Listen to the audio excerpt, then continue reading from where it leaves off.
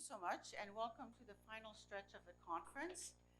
I was asked to do a brief introduction to today's talks for this afternoon. And so it's pretty much, I think the expression is apple pie and motherhood kind of things. But I think they're very important. And I really want you to focus on this image, which I think is very powerful. And the image was made by Camille Flammarion, who ended up doing a very large book, sale of books and publisher. And I found out I was thinking about him, and I thought Flammarion, such a huge publication in France. And I remember I was like 13 or 14, and I had these books. They were red paperbacks. J'ai lu, I have read. And they were on the soucoupe volant, the flying saucers, and all the mystery things. And then I looked, and it turns out it was the J'ai lu section was actually from Flammarion. It was a publication from it. And it turns out that Camille Flammarion was really quite a maverick himself. And this is why I love this, because he represented that what we need to do as a maverick, we need to stick our heads out. And I was just learning about I started a course on the spiritual meaning of like the Kabbalah and the letters. And then it was saying, there's the reality, there's our world, and then there's 5 other layers. So I'm thinking, well, maybe I should play with this image and then add the other 5 layers of the Kabbalah, and then the 10 sephirats that are inside, and then the 10 and the 10, because I think we can find hidden meaning, and I'm really big on interdisciplinary cross-pollination to get this over into an area that we can understand. And we are maverick science, so what we need to do really is, wouldn't this be terrific? You have the operating table, and then you have another set of people who are helping the operation by making sure, the person is it's quite a fantasy, and it's obviously a cartoon, but we need to expand our mind. And so I think it's very important that the research scientist knows that the SSC is here for you, so that when you go ahead and try to do a new setup of experiment, when you come to present, we're not going to be throwing tomatoes at you. We're going to give you constructive criticism. We can help you, maybe your control systems aren't well defined, or your protocols. And so we come to these meetings, we meet people, and we cross-pollinate within ourselves to make the research stronger by having different eyes looking at it. For our students, we want to encourage them, because it's already so difficult to be doing research in this area. And we want to get the non-scientists involved, because we want those other, and most important, to the policymaker, that the anomaly will become tomorrow's technology. So this is the heart of what I want to bring to you today. And it's just, I get very emotional. If science is to pursue an understanding and utilization of the processes of science that we've developed, it needs to expand its current paradigm. And that means we need to stick our head out of our present reality. And Bob, John, and Brenda started this Academy of Consciousness. It was in 1991. And at the 1994 convocation, Bob gave some marching orders. He said, create a complementarity by nurturing the science of the subjective, so that both objective and subjective perspective work alongside each other in such a way that it is acknowledging and utilizing the innate consciousness strategies of association and assimilation to achieve a unity of self and not self in search for a participatory role in the mechanics of creation. And then in 2011, they did a video which is online, and I encourage each and every one of you for homework to go and look at this video, because it's really having to do with it grounds us. This is a way to ground ourselves as we go forward. Is that the link? Yes, that's the link, yeah. And you can always email me and I can send you the link if you don't catch it. You know, something's really interesting in science, that the science that we've developed, is that we've got two sets of laws. And I was at the Parapsychology Association meeting in London years ago, and there was a lawyer that showed up. And that's why I say, again, this interdisciplinary thing is so good. And he presented his work on the difference between what is valid in a court of law is not valid in a court of science. And so we've got like two sets of books to make our decisions.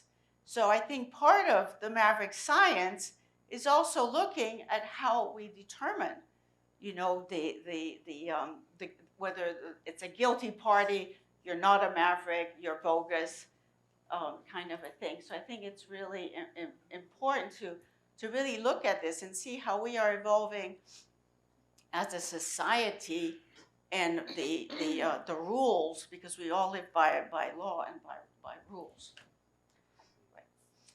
Right.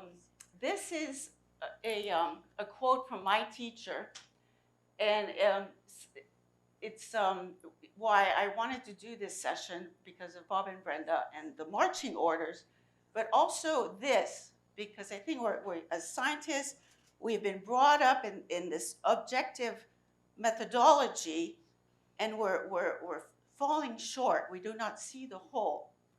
And scientists, despite their conclusions, are still very far from creating a full-fledged theory of dimensions, because in the study and description of the higher dimensions, they use the tools of the world in the third dimensions and the five sense perceptions. It is like chasing the horizon. The faster we get closer to it, the faster it moves away from us. Again, this is the law of nature. In order to break through to higher dimensions, you need at least to go beyond the limits of your own perception. It is impossible to pull yourself out of the swamp by your bootstraps. To overcome these obstacles, methods are needed that would seem to a scientist to be completely unscientific. And our next presenter, Dr. Olga Strahan, she will be talking about her work, and she's really, and many people here are the ones who are sticking their necks out, and they may, you know, some people may not have data to present, and I think in our neutrino presentation, we saw that it's a work in progress. There's no data yet, but it's theory, and we need to move forward. And we're operating, you know, Olga says here, you know, we've got everything in functions under two sets of the laws of nature. You know, one is in the solid, the X, Y, Z, and time, and the other one is in these other worlds. This is the subtle energy and everything else that we are trying to do. And, you know, our ignorance of this world beyond what we can see with our own eyes has kept us deprived of vital information we cannot afford to ignore. So everyone, please start sticking your neck out. And, you know, we get so caught up in semantics. Call them worlds, dimensions, frontiers, whatever. You know, we need to stick out our own necks and experience it directly, rather than safely and objectively observing it from the inside. So how do we do this? How do we go, you know, we're stuck here, and how do we, you know, this is just a graphic, but to kind of give you the flavor. And you know, here we are, all of us, you know, we've got this elephant, and we're all see the world as we want to see it, and we don't see the elephant. It was nice somebody today mentioned the elephant. There it is. So we need to see the whole, and I think I always want to pay homage to Johan Wolfgang von Goethe, because he started to lay out the foundation for incorporating a subjective science, but unfortunately, materialism took over. And it was very clear. He said, for him, this implied that we must refine ourselves as instruments of knowing in the careful and extensive interaction with concrete phenomena. And that progress in science depends on the development of inner capabilities and sensibilities. And I was thinking about yesterday about our panel on the Maverick Science, and a concluding statement that I did not, was not said, that I wanted to say is, we need to develop our instrument that we've been given. And so this is really the, we need to shift this emphasis from a focus of learning facts and theories to developing capabilities. And I'm so encouraged to see so many of you trying to do the remote viewing yourself, trying to understand, communicate with dead people or whatever that you're doing, looking in the sky for UFOs or what, because you are doing exactly that. You are engaging. And so what I'm asking all of you, please, is to put yourself in the experiment, because we know that we, as the scientists, affect the results.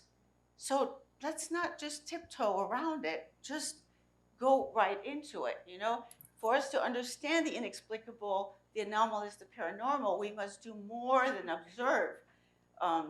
And we need to experience it and put ourselves and, try out, take, learn how to do out of body, learn how to do dowsing, learn how to do remote viewing, learn how to do hands-on healing, communicate with the deceased, telekinesis. This is really what I'm really encouraging. And again, to go beyond the 4 dimensions and to go past the 5 sense perceptions. So on that note, I'd like to conclude and pass the microphone. You can always, for questions, for the sake of time, I want to put the questions. I'm approachable. You've got my email. You want my phone number, I give it to you. And we can continue this conversation. But for the sake of time, I just wanted to keep my introduction really short. So thank you so much.